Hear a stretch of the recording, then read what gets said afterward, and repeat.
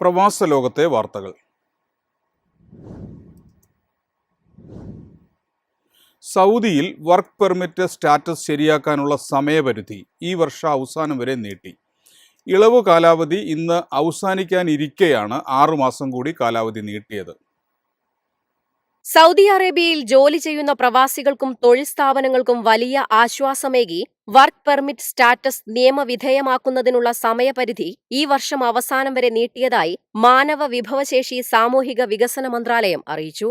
Work permit കാലാവധി 3 മാസത്തിലേറെ കഴിഞ്ഞവർക്ക് status ശരിയാക്കുന്നതിനുള്ള ഇളവു കാലാവധി ജൂൺ 30-ന് അവസാനിക്കാനിരിക്കെയാണ് പുതിയ തീരുമാനം. ഒട്ടനവധി പ്രവാസികൾക്ക് തങ്ങളുടെ തൊഴിൽ രേഖകൾ കൃത്യമാക്കാനും നിയമ നടപടികളിൽ നിന്ന് ഒഴിവാകാനും സഹായിക്കുന്നതാണ് ഇത്. വർക്ക് പെർമിറ്റ് കാലാവധി കഴിഞ്ഞ് 12 മാസത്തിൽ കൂടുതലായവർ, പുതിയ തൊഴിലുടമയുടെ കീഴിലെത്തി 6 മാസം കഴിഞ്ഞിട്ടും വർക്ക് പെർമിറ്റ് ലഭിക്കാത്തവർ എന്നിവരുടെ സ്റ്റാറ്റസ് ശരിയാക്കുന്നതിനാണ് ഇപ്പോൾ ഈ വർഷാവസാനം വരെ സമയം അനുവദിച്ചിരിക്കുന്നത്. തൊഴിൽ വിപണിയിലെ നിയമപാലനം കൂടുതൽ ശക്തമാക്കുക, തൊഴിൽ കരാറുകളിൽ ഏർപ്പെട്ടിരിക്കുന്ന തൊഴിലാളികളുടെയും തൊഴിലുടമകളുടെയും അവകാശങ്ങൾ സംരക്ഷിക്കുക, സ്ഥാപനങ്ങൾക്കും ജീവനക്കാർക്കും ആവശ്യമായ നടപടിക്രമങ്ങൾ പൂർത്തിയാക്കാൻ കൂടുതൽ സമയം നൽകുക എന്നിവ ലക്ഷ്യമിട്ടാണ് മന്ത്രാലയത്തിന്റെ ഈ നടപടി. News desk MyFin TV. UAE-യിൽ കുട്ടികളുടെ സോഷ്യൽ മീഡിയ ഉപയോഗത്തിന് പുതിയ നിയമ ചട്ടക്കൂട് വരുന്നു.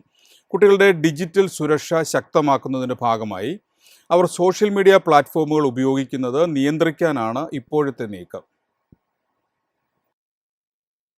കുട്ടികളുടെ ഡിജിറ്റൽ സുരക്ഷ ശക്തമാക്കുന്നതിന്റെ ഭാഗമായി അവർ സോഷ്യൽ മീഡിയ പ്ലാറ്റ്ഫോമുകൾ ഉപയോഗിക്കുന്നത് നിയന്ത്രിക്കാൻ UAE നാഷണൽ മീഡിയ അതോറിറ്റി പുതിയ നിയമ ചട്ടക്കൂട് തയ്യാറാക്കുന്നു. കുട്ടികൾ ഡിജിറ്റൽ മാധ്യമങ്ങൾ സുരക്ഷിതമായും ഉത്തരവാദിത്തത്തോടെയും ഉപയോഗിക്കുന്നുണ്ടെന്ന് ഉറപ്പാക്കാൻ വിവിധ ഫെഡറൽ, പ്രാദേശിക സ്ഥാപനങ്ങളുമായും ടെലികമ്മ്യൂണിക്കേഷൻ മേഖലയുമായും ചേർന്നാണ് അതോറിറ്റി പ്രവർത്തിക്കുന്നത്. കഴിഞ്ഞ ദിവസമാണ് 15 വയസ്സിന് താഴെയുള്ള കുട്ടികൾക്ക് സോഷ്യൽ മീഡിയ പ്ലാറ്റ്ഫോമുകളിൽ സ്വന്തമായി അക്കൗണ്ട് തുടങ്ങാനോ ഉപയോഗിക്കാനോ അതിന്റെ പൂർണ്ണമായ ഫീച്ചറുകൾ ലഭ്യമാക്കാനോ അനുമതിയില്ല എന്ന ഉത്തരവ് UAE ക്യാബിനറ്റ് പുറപ്പെടുവിച്ചത്. 15-നും 16-നും ഇടയിൽ പ്രായമുള്ളവർക്ക് ശക്തമായ സുരക്ഷാ മാനദണ്ഡങ്ങളോടെ മാത്രമേ സമൂഹ മാധ്യമങ്ങളിൽ പ്രവേശനം അനുവദിക്കുകയുള്ളൂ. പ്രായത്തിന് അനുയോജ്യമായ ഉള്ളടക്കങ്ങൾ മാത്രം പ്രദർശിപ്പിക്കുക, ഉയർന്ന അപകട സാധ്യതയുള്ള ഫീച്ചറുകൾ ഒഴിവാക്കുക, ഉപയോഗ സമയം പരിമിതപ്പെടുത്തുക, മാതാപിതാക്കൾക്ക് നിയന്ത്രിക്കാനുള്ള പാരന്റൽ കൺട്രോൾ റൂളുകൾ ലഭ്യമാക്കുക എന്നിവയാണ് ഇതിൽ ഉൾപ്പെടുത്തിയിരിക്കുന്നത്.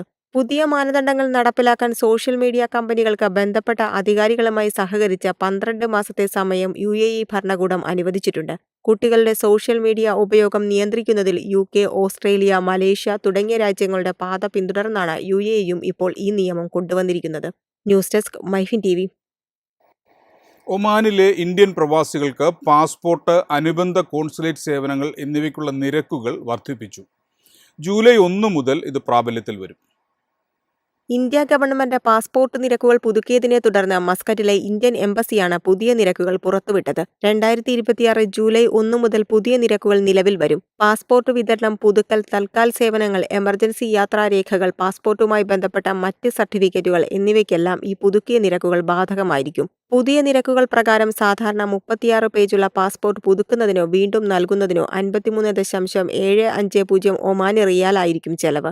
60 പേജുള്ള വലിയ പാസ്പോർട്ടിന് 72.600 ഒമാനി റിയാൽ നൽകണം. ഈ നിരക്കുകളിൽ passport charge, Indian community welfare fund വിഹിതം, ഇന്ത്യൻ കമ്മ്യൂണിറ്റി അസിസ്റ്റൻസ് സെന്റർ വഴിയുള്ള സർവീസ് ചാർജ് എന്നിവ ഉൾപ്പെടുന്നുണ്ട്. സാധാരണ കാറ്റഗറിയിൽ പാസ്പോർട്ട് നഷ്ടപ്പെടുകയോ കേടുപാടുകൾ വരികയും ചെയ്തവർക്ക് പുതിയത് ലഭിക്കുന്നതിനും ഇതേ നിരക്കുകൾ തന്നെയാണ് ബാധകമാകുക. കുട്ടികളുടെ പാസ്പോർട്ട്, എമർജൻസി യാത്രാരേഖകൾ എന്നിവയുടെ നിരക്കിലും വർധനവുണ്ട്. നേരത്തെ കുവൈറ്റിലും ഇന്ത്യൻ പ്രവാസികൾക്ക് വൻ തിരിച്ചടിയായി പാസ്പോർട്ട്, വിസ, കോൺസുലാർ സേവനങ്ങളുടെ നിരക്കുകൾ കുത്തനെ വർദ്ധിപ്പിച്ചിരുന്നു. News desk MyFin TV. എളുപ്പത്തിൽ സമ്പാദ്യം വളർത്താം. ഇന്ന് തന്നെ മൈഫിൻ TV ആപ്പ് ഡൗൺലോഡ് ചെയ്യൂ.